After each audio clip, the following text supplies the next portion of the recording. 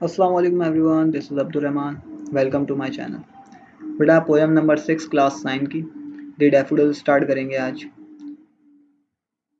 इसको पूरी ट्रांसलेशन यहाँ पे लिखी हुई है, ठीक है, और इसके क्वेश्चन आंसर्स भी अवेलेबल हैं। तो स्टार्ट करेंगे। I wandered lonely as a cloud. मैं बेमकसद तना बादल की मानित घूम रहा था। ये शायर कह रहा है कि मैं बेमकसद तना बादल की तना घूम रहा था। मानित कहते हैं तना को, ठीक है, किसी भी तना घूम रहा हो, ठीक है। That floats on high over vales and hills, जो ऊंची वादियों और पहाड़ों पर तैरता है। When all at once I saw a crowd, जबकि मैंने अचानक एक जम्बे गफीर का मतलब बहुत ज़्यादा तादाद में जम्बे गफीर देखा। A host of golden daffodils, ये मजमा था नरगिस के सुनहरी फूलों का। Beside the lake, beneath the trees, flirting and the dancing in the breeze, झील के साथ साथ दरख्तों के नीचे झूमते हुए और नाचते हुए नीम सहरी में।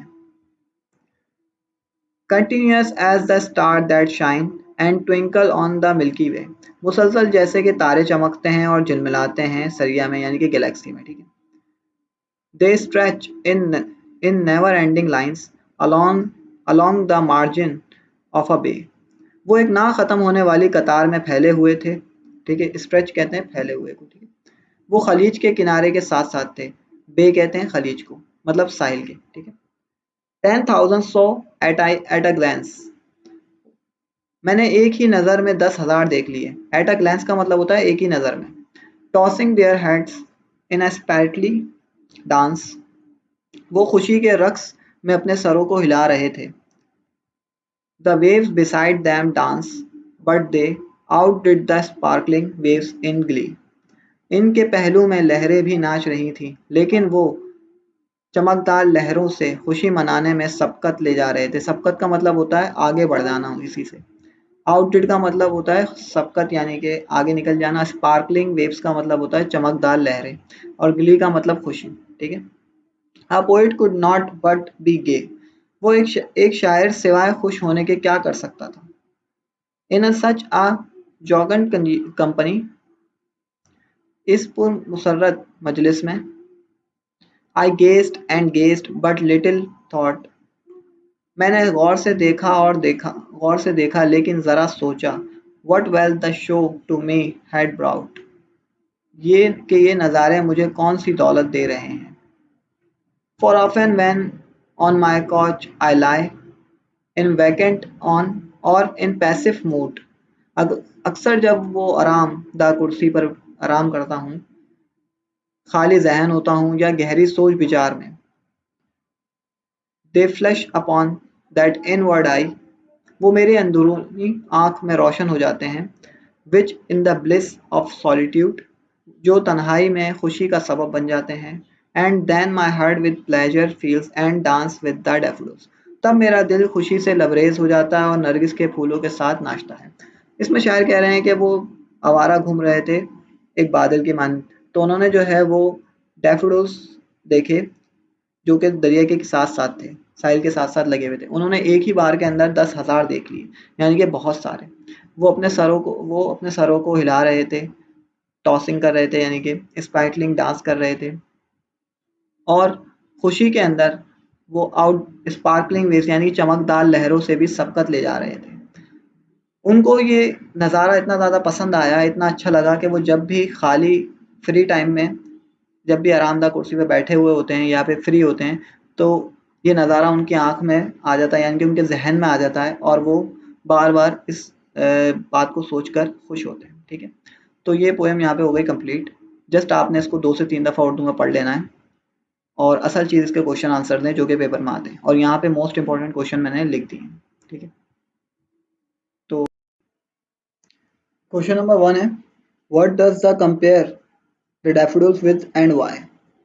डैफोडिल्स को किसके साथ और क्यों मिलाया जाता है, कंपेयर क्यों किया जाता है। द पोइट कंपेयर, आंसर है the poet compare the daffodils with the star. शायर जो है वो डैफोडिल्स यानी नरगिस के फूलों को जो है वो सितारों के साथ कंपेयर करता है। The daffodils resemble the star in some way, daffodils जो है वो किसी हद तक जो है वो स्टार्स की तरह ही हैं। The daffodils stretch in along the margin of the bay in never ending line like the stars up spread on the Milky Way. Daffodils जो थे वो साहिल के साथ साथ एक बड़ी तादाद के अंदर ना खत्म होने वाली कतार के अंदर मौजूद थे, जैसे कि सितारे मिल्की वे के अंदर यानी गैलेक्सी के अंदर फैले हुए होते हैं। क्वेश्चन नंबर 2 है, what does Wordsworth see when he lies upon his couch in a passive mood. Wordsworth जो है, वर्डवर्थ ये शायर हैं इस पोएम के। जब वो फारिग टाइम में होते हैं तो और पैसिव मूड यानी कि अच्छे पैसिव मूड के अंदर होते हैं, तो वो क्या सोचते हैं, उनके दिमाग में क्या आता है। एंड इसका सवाल दूसरे तरीके से ये भी आता है, what happened to the poet when the lies on his couch. अच्छा, यहाँ पे कॉच का मतलब खांसी नहीं है, इसका मतलब है फारिग टाइम, और लाइज का मतलब यहाँ पे लेटे हुए आना या आराम करना। ठीक है, क्या होता है शायर के साथ जब वो फारिग वक्त में बैठे हुए होते हैं या आराम कर रहे होते हैं। तो आंसर है when the poet lies on his couch, जब वो अपने फ्री वक्त के अंदर यानी फुर्सत में होते हैं।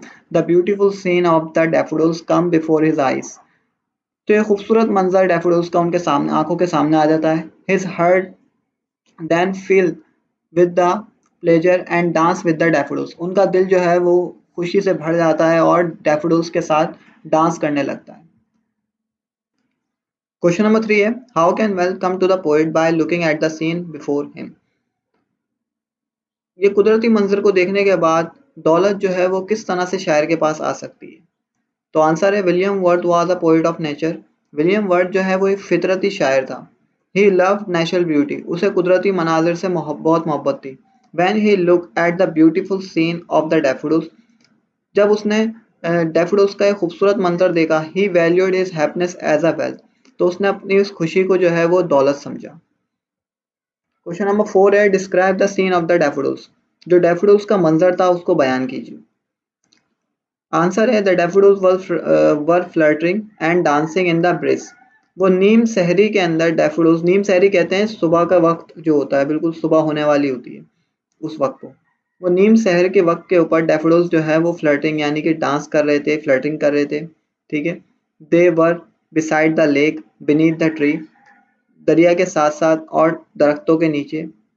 दे stretch in never ending lines, they were in a large number, वो एक लंबी ना ख़त्म होने वाली कतार के अंदर मौजूद थे जो कि बहुत ज़्यादा थी ना valley, they were in the very large number, जो कि बहुत बड़ी तादाद के अंदर मौजूद थे।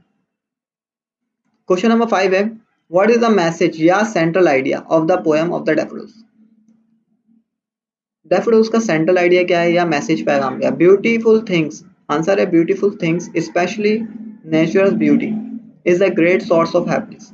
खूबसूरत चीज़ें, ख़ास तौर पे कुदरती हुस्न, कुदरती मनाजर जो है वो खुशी का एक अहम जरिया है। A beautiful scene stay in the memory for a long time, खूबसूरत मनाजर जो होते हैं वो जहन के अंदर, मेमोरी के अंदर बहुत लंबे अरसे तक रहते हैं। Whenever such scene flash back in the memory, they fill us with the pleasure, जब कभी ये हमारे जहन के अंदर आते हैं तो ये हमें खुशी से ये हमें खुशी पहुंचाते हैं।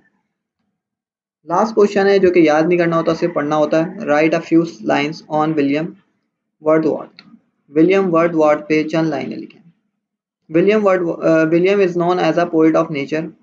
विलियम को एक कुदरती मनाजिर यानी कि फितरती शायर भी कहा जाता है। Once he came across a large number of the daffodils, such scene that the poet of the poem The Daffodils experienced and enjoy.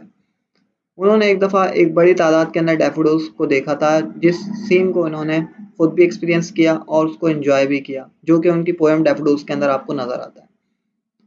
उस मंजर को इन्होंने अपनी किताब के अंदर तहरीर किया एक नज़म के तौर पर, जो कि डैफोडिल्स के नाम से। He was born on 7 September 1770. वो 7 अप्रैल 1770 में पैदा हुए। Wordsworth developed a love of nature, a theme reflected in many of his poems. वर्डवर्थ जो थे वो कुदरती मनाजिर से बहुत ज़्यादा मोहब्बत करते थे और उसी की थीम यानी कि उसी की मंजर कशी जो है वो अपनी नज़म के अंदर किया करते थे। तो यहाँ पर जो है वो ये पूरी पोएम हो गई कंप्लीट। इसके क्वेश्चन आंसर्स इंपॉर्टेंट थे वो मैंने लिख दिए, इसकी उर्दू में ट्रांसलेशन भी कर दी, मुश्किल अल्फाज जो थे उनको हाईलाइट कर दिया। इसके अलावा अगर कोई क्वेश्चन हो तो पूछ लेना, ठीक है। यहाँ पे हमने टेक्स्ट और पोएम दोनों कंप्लीट कर लिए। अब इंशाल्लाह हम बढ़ेंगे ग्रामर की तरफ, जो कि मोस्ट इम्पॉर्टेंट पार्ट है, ठीक है, पेपर का। तो अल्लाह हाफिज़।